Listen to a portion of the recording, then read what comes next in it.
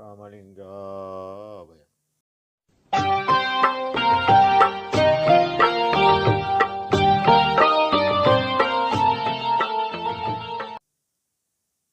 அருட்பெரும் ஜோதி அருட்பெரும் ஜோதி தனிப்பெரும் கருணை அருட்பெரும் ஜோதி எல்லா உயிர்களும் புற்று வாழ்க வள்ளல் மலரடி வாழ்க வாழ்க. திருச்சிற்றம்பலம். அருட்பெருஞ்ஜோதி ஆண்டவரின் பரிபூர்ண அருளை பெற்ற அருட்பிரகாச எம்பெருமானின் திருவடிகளை மனமொழிமையால் போற்றி பணிகின்றேன் தயவுடன். நாம் செய்த செயலின் விளைவாக இன்ப துன்ப அனுபவங்கள் யாவும் வந்து கொண்டே உள்ளது. அவ்வாறு வருகின்ற துன்பம் யாவும் பொறுத்து எல்லா உயிரும் இன்பமாக வாழ எண்ணி நாம் செயல்பட்டாலே நமக்கு ஆன்மலாபம் கூடும். நம் பெருமான் தோழிக்கு உரிமை கிளைத்தல் என்ற தலைப்பில் 14வது பாடலில் கிளக்கின்ற மர அளவை ஆகம பேரளவை கிளைத்திடும் மெய் சாதனமளவை அறிவு அளவை விளக்கும் இந்த அளவைகளை கொண்டு நெடுங்காலம் மேலவர்கள் அளந்தளந்து மெலிகின்றார்.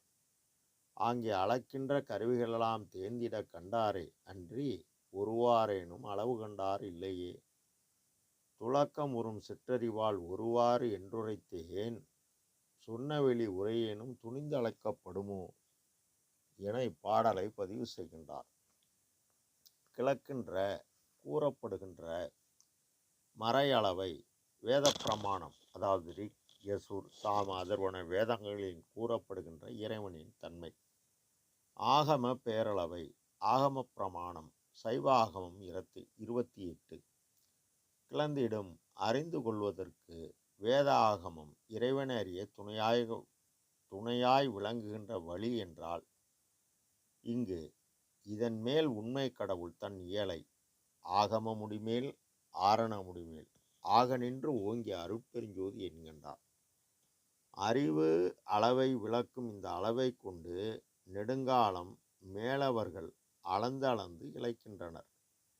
இந்த அறிவு பராபரை உணர்வு பராபரை அறிவு கொண்டு காண இயலாது என அட்டகம் 3ஆம் பாடலில் கண்முதல் பொறியால் மனமுதல் கரண கருவியின் பகுதியின் கருவால் எண்முத புரட தரத்தினால் பரத்தால் இசைக்கும் ஓர் பரம்பர உணர்வால் விண்முதல் பறையால் பராபர அறிவால் விளங்குவது அரிதன உணர்ந்தோர் அன்முதல் தடித்து படித்திட ஓங்கும் அருட்பெருஞ்சோதியன் அரசே என்கின்றார். மேலவர்கள் யார் எனில் விடர் நடர் தூத்தவர், தன்னை அறியாது தன்னிடம் உள்ள மெய்ப்பொருளை விடுபவர், நடர் பொய்யாக நடிப்பவர், தூர்த்தர் அடுத்தவரை அடுத்தவரை வஞ்சனையால் வாழ்வை அளிப்பவர் தூர்த்தவர். இந்த செயல் முற்றிலும் நீக்கியவர் மேலவர், அளந்தளந்து இழைக்கின்றனர். இவங்க எவ்வளவு பாடுபட்டாலும் சாமீப சாரூப சாலோக சாயுச்ச பதநிலை அல்லது முத்திநிலை சித்திநிலை வரைதான் போக முடியும். அப்படி போனாலும் அவர்களுக்குரிய காலகம் முடிந்தால் பிறகு பிறக்கணும் என ஐயா.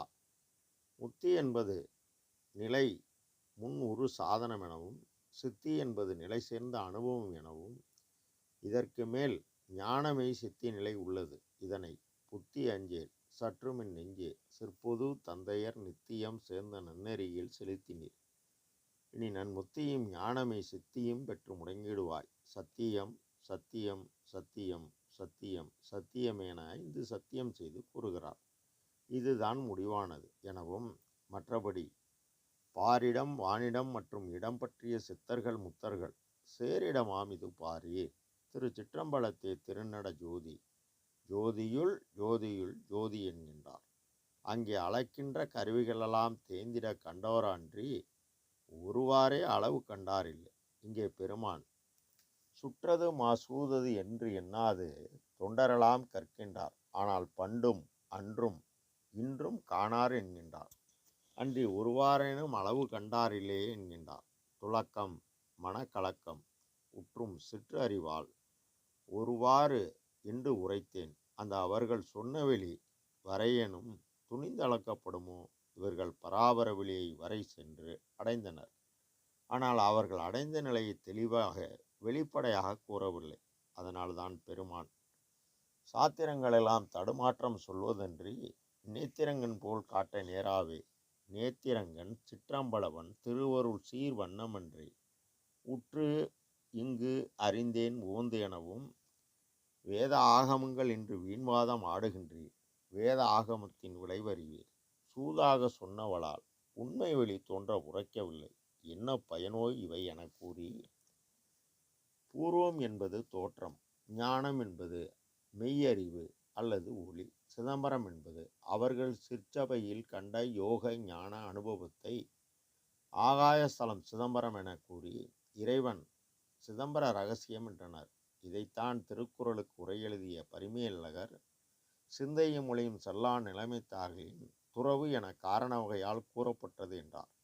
ஆக அவர்கள் மனதை வெல்ல மந்திரம் அஷ்டாங்க யோகம் பயன்படுத்தினர். முழுக்க முழுக்க காற்றின் இயக்கத்தால் பெற்ற ஆற்றல். இன்று சுத்த மார்க்கம் என்பது அறிவு மார்க்கம். அறிவு என்பது ஒளி மார்க்கம். அந்த ஒளியை பெறக்கூடிய ஒழுக்கம் இந்திரிய ஒழுக்கம், கரண ஒழுக்கம், ஜீவ ஒழுக்கம், ஆன்ம ஒழுக்கம், ஜிவகாருண்ய ஒழுக்கம் நின்று மனதை வென்று ஆற்றல் பெற்று அந்த ஆற்றல் பூரணமானால் விவகார சக்தி ஆன்மாவுடன் கூட்ட ஆன்ம அறிவு எனும் அருள் அறிவு பெற்று கடவுளை தன்னுள் ஆன்ம அறிவை கொண்டே அறிய முற்படும்போது எல்லா பற்றுக்களையும் பற்றற விட்டு அருள் அம்பலப்பற்றே பற்றன நின்று உயிர்கள் பால் தயவும் ஆண்டவரிடத்து அன்பும் பிரபஞ்சத்தின் வெறுப்புடன் தன் தரத்துக்கு தக்கவாறு தடைபடாது ஜீவகாரணம் செய்து ஆன்ம அறிவு பூரணமானால் இறைவனின் அருள் சக்தி எனும் தயவு பெறாட்டால் உன் ஆன்ம அறிவுடன் கடந்தால் கடவுள் நிலையறிந்து நீ அம்மையகமாலாம் என. உத்திரம் என்பது பதில், ஞானம் என்பது தெளிவு, அறிவு, ஒளி, சிதம்பரம் என்பது சிதாகாசமாகிய தன்னுள் காண்பது. உன்னை பார், உன்னுள்ளே என்னை பார் என இந்த உத்தரஞான சிதம்பரம் முடிவு கூறுகிறார் நம் பெருமான் இறைவனை காண.